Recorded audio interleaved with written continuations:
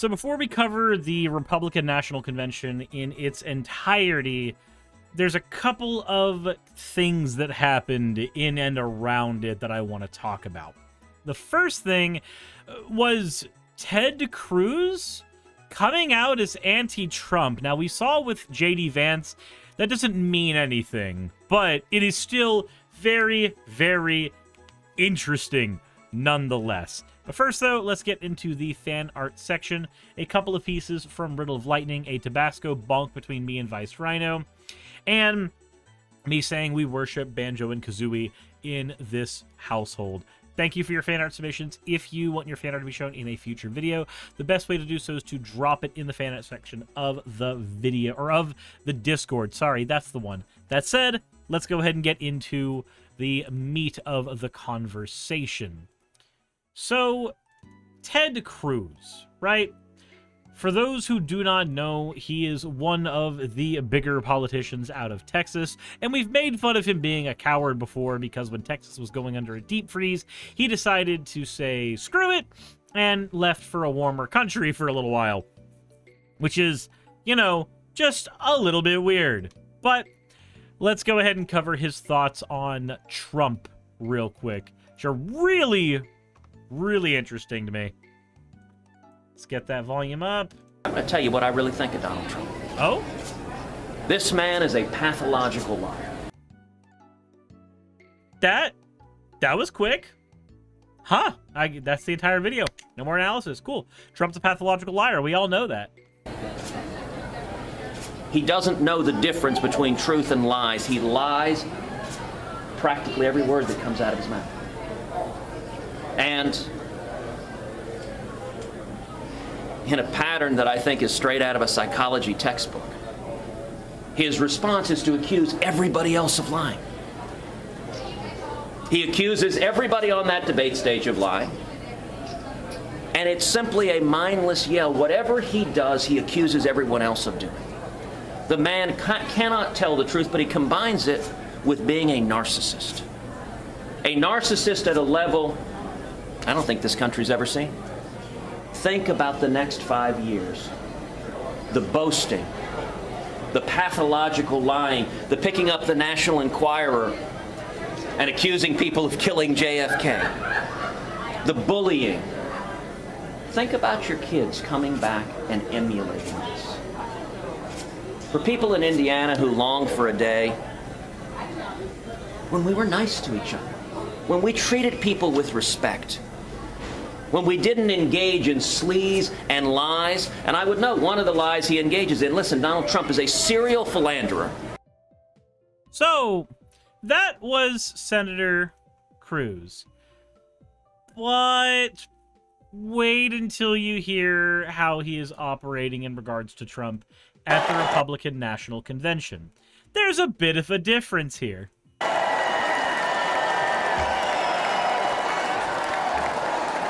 God bless Donald J. Trump. You see, I did a funny one-y. I pulled the wool over your eyes. I didn't tell you the date and time that Ted Cruz said what he said about Donald Trump. I'm showing you that everybody in the J.D. Vance situation is fucking identical. They all do it. Every one of these people, the minute Trump looks like he's the one in power, will sit down and suck his mushroom.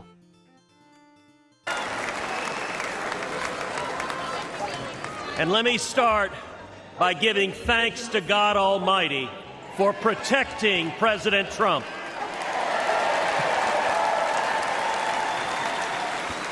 And for turning his head on Saturday as the shot was fired. But we're not going to talk about the Trump supporter who got shot in the aftermath of that. We're not going to talk about the injuries and deaths that happened as a result of the shooter. No, no, no, no. God, in his infinite power, said, all right, I need you, young firefighter, to take the bullet for the president. I don't need you to stand in front of him heroically. I just need you to be kind of off to the side so you can just kind of, you know, do that thing where you ragdoll on the ground. I need you to do that one real quick. Will you get into heaven? Yeah, we'll see. Maybe, probably. Yeah, we'll think about it. We'll talk about it. It's fine. It's fine. I just need the bullet to penetrate you farther than a twink penetrates one of these guys after the RNC. That's what I need you to do, good sir. Together we lift up in prayer all of our leaders for protection. And our prayers are in particular with the family of Fire Chief Corey Comparatore. Oh, at least he did offer that there.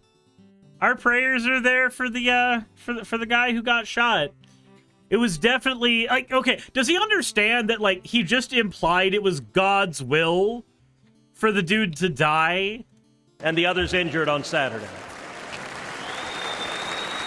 But I do stand corrected. He did at least acknowledge them. Never before has an election mattered so much. We are facing an invasion on our southern border. Of course, he's going to go immediately to the brown people are coming. Not figuratively, a literal invasion. 11.5 million people have crossed our border illegally under Joe Biden. Look around you. This arena holds about 18,000 souls. Now imagine 639 arenas just like this, filled to the brim. That is 11.5 million people, larger than all but 8 states in the nation. But the numbers don't... Interesting. So, he said how many?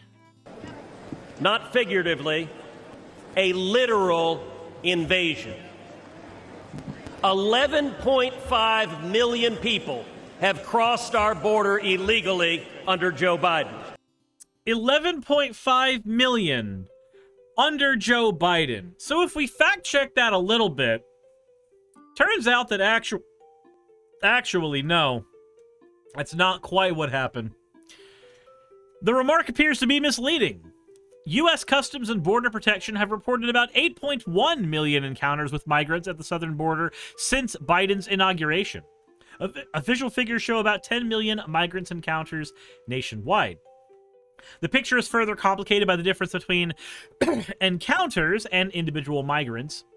Some migrants cross the border multiple times, encountering authorities on each occasion. This means we could actually count the same one migrant 10, 20, 30 times. The reality is far more nuanced than what Steve Scalise of Louisiana said, where he said on the border, Biden and Harris opened it up to the entire world. The Biden administration recently implemented sweeping restrictions on asylum at the U.S.-Mexican border, with legislation to prohibit migrants from entering the country illegally and stop border posts from becoming overwhelmed. The administration also kept in place key Trump policies that gave border agents the power to turn back migrants quickly. It is true that migrants have crossed the border at record levels under Biden's leadership. However, in recent months, those numbers have fallen. Only about 84,000 crossed the borders unlawfully in June, according to official data, which is the lowest monthly level since Biden assumed the presidency in 2021. So not only is the number lower initially than what Ted Cruz is saying, multiple of these people crossed multiple times. If somebody encountered Border Patrol on the way up and then tried 10 more times, they're counted as 10 people. If somebody went back and forth 10 times, they're counted as 10 people.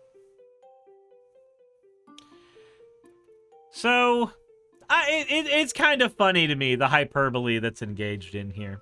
Not an honest bone in the guy's body.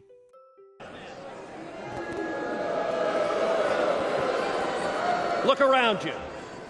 This arena holds about 18,000 souls. Now imagine 639 arenas just like this, filled to the brim. with multiple clones of the same guy, naturally. That is 11.5 million people, larger than all but 8 states in the nation. But the numbers don't show us the true price that our country is paying. Every day, Americans are dying. Murdered, assaulted, raped by illegal immigrants that the Democrats have released. Teenage girls and boys wearing colored wristbands are being sold into a life of sex slavery. You know, it's super interesting to me that he mentions how many ways Americans are paying for undocumented immigrants coming over. It's super funny because undocumented immigrants actually contribute a fuck ton to America's economy. Like, a shit ton to America's economy. Also, we know that illegal immigrants engage in violent crimes less than people who are born and raised in America. Probably because you don't want to get Border Patrol sicked on you at any point, and an easy way to do that is not committing as many crimes. It's super funny to me. They contribute in agriculture, building and groundskeeping, construction. 17% of U.S. construction workers are undocumented. 12% of food workers are undocumented. They pay billions of dollars in taxes annually and don't receive the same benefits as U.S. citizens for those tax dollars. God, isn't it so funny?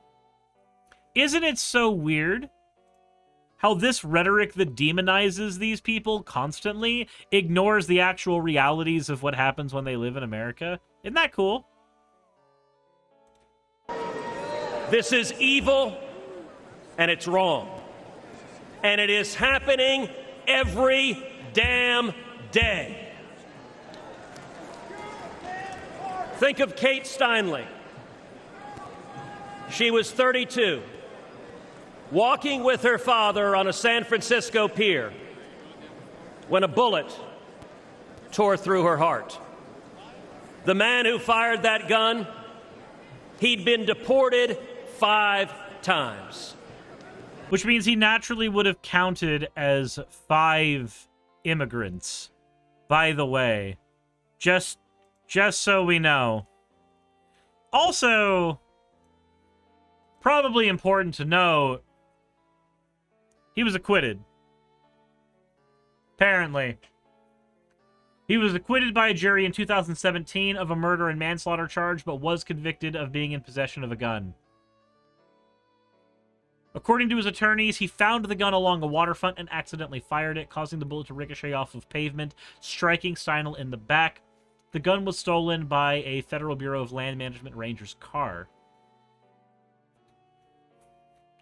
And even the gun conviction was later overturned. Should we have a law? Should we have a law against being able to use these kinds of situations in a politically expedient way when the people who are held responsible for them actually were acquitted? Turns out they actually did not do the thing that they said that they did in the way that they said they did. Because the way that Cruz is trying to paint it is that this was a guy who was sitting here trying to come to America and just fucking kill Americans, right? That's what this is painted as. But the actual thing is closer to a manslaughter charge where somebody fucked up. Somebody made a huge mistake. But apparently people like Ted Cruz and Donald Trump can use this as leverage to criticize sanctuary cities and shit across the United States all the time. It's just super weird to me, you know. Every damn day. Think of Laken Riley. Just 22 years old, a nursing student with dreams of healing others. She went for a jog and never came home. Her life taken by someone who should have never been here. Every damn day. Or Rachel Marin, a beautiful mother of... I like how he omits the fact that the actual perpetrator of that crime was a 26-year-old Venezuelan person, not somebody from, like, the fucking border of United States and Mexico. He just happened to be crossing the southern border near El Paso, Texas. But this was not actually a Mexican that did that. He omits that information, specifically, so that he can paint the invasion on our border thing as much as he can. Of 5, raped and murdered in suburban Maryland by... Or Rachel Marin, a beautiful mother of 5, raped and murdered in suburban Maryland by an illegal immigrant the Democrats released. Did the Democrats release it? Was like there actually Democrats who specifically were involved in having this person let back in? Is that what happened? That sounds really weird. That sounds really strange here. Let's go ahead and see here. Let's take a look here. Moran was found murdered after she went missing for going on a walk. Law enforcement believe the suspect hid in a drainage culvert and attacked Moran while she was walking. Authorities link her murder to an assault and a home invasion in Los Angeles. Let's see, at one point when things seemed really bleak and hopeless, the lead detective said to me, patience will win in the end. Got connected to other violent crimes. Okay, so this one is a lot more substantial. I can at least agree with that.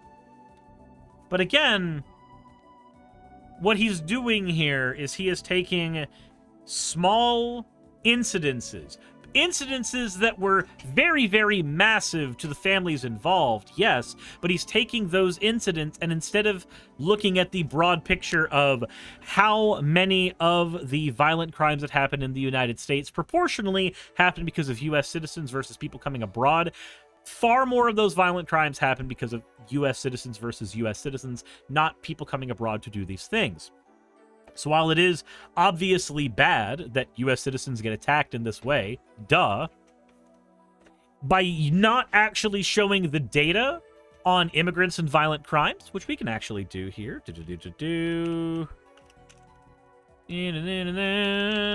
One sec.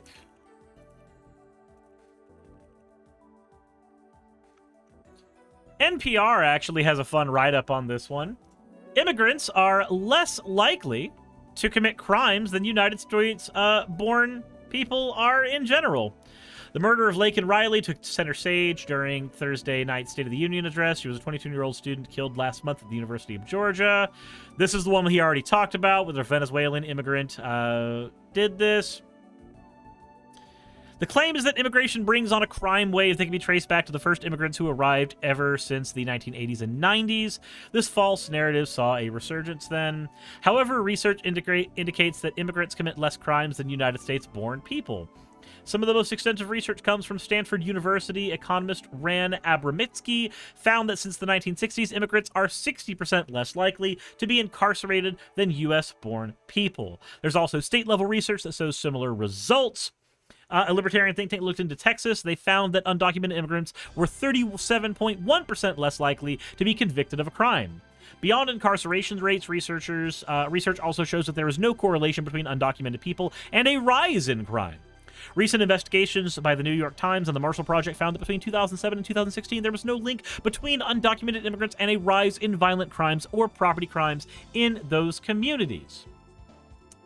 It's super interesting to me. The way that people like Ted Cruz use their rhetoric to demonize brown people coming across the border when there's literally no factual data that backs them up. This is why instead of using factual data, they have to engage in fear-mongering. This is why instead of looking at actual sources for anything, they just shriek, yell, and holler about individual instances of bad things. This is like when people get angry at trans shooters, right? The like 5 or 6 times it's happened in the country, and then ignore every other fucking white shooter that's gone on a rampage. They do it so they can point the finger at a certain thing. In the case of trans shooters, it's to point the finger at the fact that they're trans. I swear to God, every Republican or everyone is either extremist, red side, or liars. But see, here's the thing. You got to remember, there's a difference between Republicans, the voters, and Republicans, the politicians. The voters are Hank Hills, basically. They are well-meaning people that get absconded with by this information. The politicians and the pundits, though, they are the ones controlling the information that reaches their ears.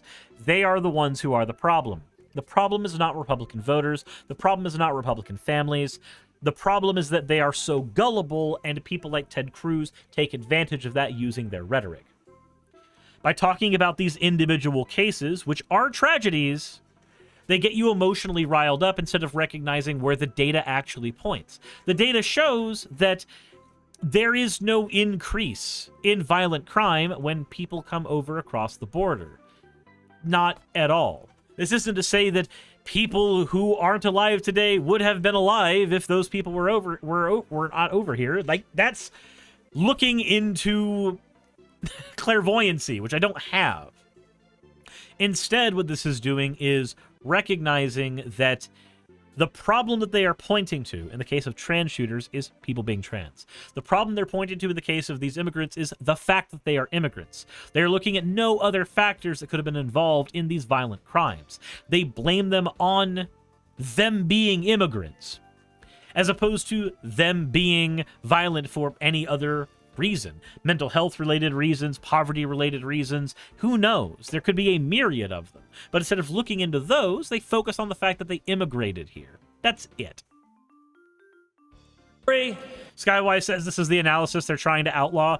Per Project 2025, within the federal bureaucracy, yes. Independent institutions like the Libertarian think tank that found 37% lower crime rates in those areas, they can't do anything about that. Damn day. Or Jocelyn Nungaray, only 12 years old. It was just 1 month ago today that she was brutally raped and murdered in Houston by two men who were supposed to be detained and monitored, but instead released and allowed to roam free. Again, as tragic as that is, this is no different than every other example where either data has been misrepresented or data has not been shown at all, so as to lead you to a conclusion that this is entirely because they are immigrants. There's not really much more in here that I care to look at because, oh, wow, that's not where I wanted to be. That's where I wanted to be. There's not really much more in here that I care to look at that's not just going to be more Ted Cruz grandstanding on horse shit. That's really all it's going to be. That's not an immigration issue. That's a bail issue. Yes. That is an issue that has nothing to do with immigration and everything to do instead with other problems. I feel like I'm going to need a lot of energy to handle the rest of this. So, for now, I'm going to say thank you for watching this particular video. Subscribe, share with your friends if you think that they will find it informative, and let me know what you think in the comment section below. But I'm going to get to more topics. Before I do so, though, I think I'm going to get something to give me the energy to keep on pushing forward. Insert end of video tagline here. Hey, I just quickly want to give a thank you to all of my wonderful patrons who keep this show running. YouTube and Twitch are a pretty bumpy ride at the best of times, and the stability that Patreon provides me is worth more than I can say here. I'd also like to thank each and every one of my $20 and up patrons here, and they would be Red Joker, Britzkrieg, Cameron, Dren, Jemshin, Smiling DM, Poundini, Mabbity Babbity, Naomi, Isaac, Agamotto, Jordan, Ravi, Giuni, Kiratorian, Prisma, all of you, I'm not saying that part, and Starlight. And finally, thank you to everyone else that helps keep this channel alive. While you're here, why not check out another video? And thank you for watching.